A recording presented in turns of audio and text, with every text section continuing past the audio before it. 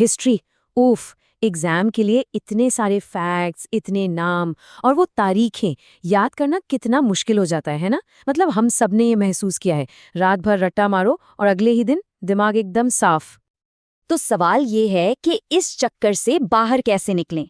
इन सूखे सूखे फैक्ट्स को ऐसी नॉलेज में कैसे बदलें जो एग्जाम के बाद भी हमारे साथ रहे? आज हम इसी का हल ढूंढने वाले हैं। देखिए, हमारे सामने ना दो रास्ते होते हैं।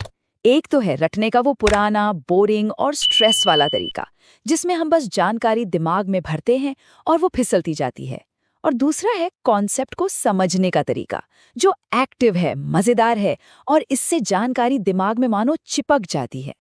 तो चलिए, रटने वाली टेंशन को अब पीछे छोड़ते हैं और उस बेहतर तरीके को समझते हैं जो हिस्ट्री को बिना किसी बोझ के याद रखने में हमारी मदद करेगा। और ये रहा वो फॉर्मूला। करना क्या है?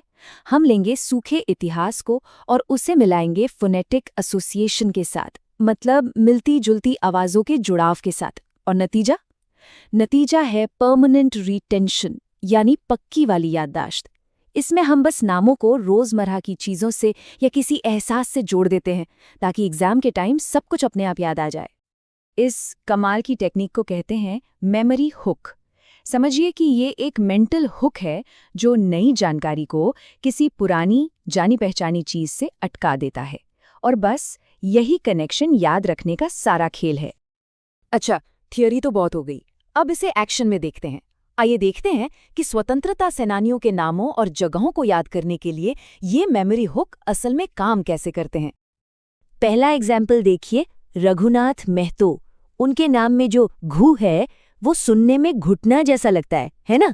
और कमाल की बात यह है कि उनके गांव का नाम है घुटिया। देखा आपने, रघु से घुटना और घुटना से घुटिया, बस ये एक छोटा सा साउंड लिंक है जो दिमाग में बैठ जाएगा। अब ये एक और मजेदार उदाहरण है कि कैसे एक नाम खुद ही अपनी कहानी बता सकता है। तेलंगा खड़िया, नाम में ही क्या है? तेल। अच्छा, तेल की जरूरत कब पड़ती है? मान लीजिए मुर्गा पकाने के लिए, तो तेल और मुर्गा को मिला दीजिए, क्या बना? मुर्गू। यही तो उनके गांव का नाम है। कितना सिंपल और यादगार। लेकिन क्या ये तरीका सिर्फ एक फैक्ट याद रखने के लिए है, या क्या हम एक नाम से पूरी की पूरी कहानी, एक पूरा घटनाक्रम याद रख सकते हैं? चलिए पता लगाते हैं। मिलिए टिकैत उमराव सिंह से। उनके नाम टिकट को जरा ध्यान से सुनिए। क्या ये टिकट जैसा नहीं लगता? बिल्कुल लगता है, और यही है हमारे मेमोरी हुक का पहला सिरा। अब देखिए कहानी कैसे जुड़ती है। टिकैत से हमने पकड़ा टिकट।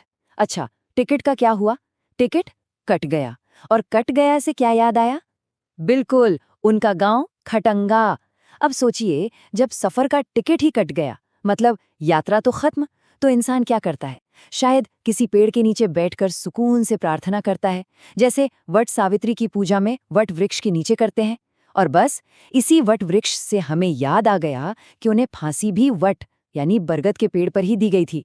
देखा, एक नाम से एक गांव भी याद हो गया और उनकी शहादत की जगह भी। ये टेक्निक सिर्फ नामों और जगहों तक ही सीमित नहीं है। इसका इस्तेमाल हम संगठनों और जरूरी कामों को याद रखने के लिए भी कर सकते हैं। देखते हैं कैसे। अब ठाकुर विश्वनाथ शाहदेव का उदाहरण लेते हैं। ठाकुर एक पारंपरिक नाई की उपाधि भी होती है। अच्छा, जब बाल बहुत ज्यादा बढ़ जाते हैं और उन्हें कटवा लिया जाता है तो कैसा लगता है? एक तरह की मुक्ति मिलती है, हल्का महसूस होता है ना? बस इसी मुक्ति से उन्होंने बनाई मुक्ति वाहिनी सेना। और सोचिए, एक नाई अपनी कुर्सी के चारों ओर कितने कदम चलता है, अनगिनत।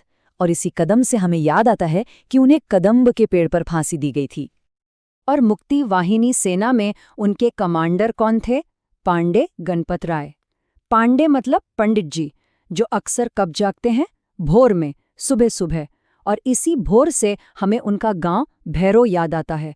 और ये भी याद रखना जरूरी है कि उन्हें भी अपने लीडर की तरह ही कदम्ब के पेड़ पर फांसी दी गई थी। यहाँ एक और तरह का हुक है, रंग से जुड़ाव। नीलांबर और पीतांबर। पीतांबर का मतलब क्या होता है? पीले वस्त्र धारण करने वाला। और पीला क्या होता है? आम। बस हो गया याद। इसी से याद रहेगा कि इन दोनों भाइयों को आम के पेड़ पर फांसी दी गई थी। देखिए, ये तरीका कितना फ्लेक्सिबल है।